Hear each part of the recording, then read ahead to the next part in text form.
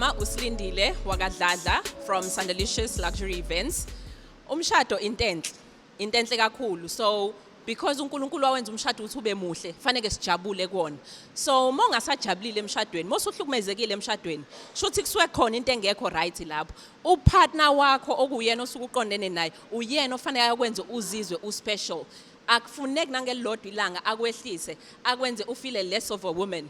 No, akufuneki nje lokho at all. So if ubheka izimo abanye abantu besifazana abadlula kuzona, akuzona lezi ezomshado lo fanele ngabe sihlezi kuona.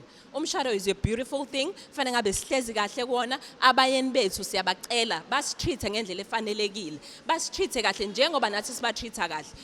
Ayikho into ebhlungu njengokuhlala uhlukumezekile. Worst of all, mosuzohlukumezeka to a point la usabe ngisho ukuhamba emphakathini. No, ungakuvumeli lokho. Ngisho ngabe kuthiwa kunzima kangakanani, ungalinge uvumele ukuthi ungasakwazi ukukhululeka ekuphileni, ungasakwazi ukuhamba emphakathini. Never let a person bring you down to that level. Never let that happen. You are a woman, you are a queen. Rise and shine and enjoy umshado. Mengasa enjoy, speak to your partner ukuze uzohlezi ujabulile. Ngiyabonga.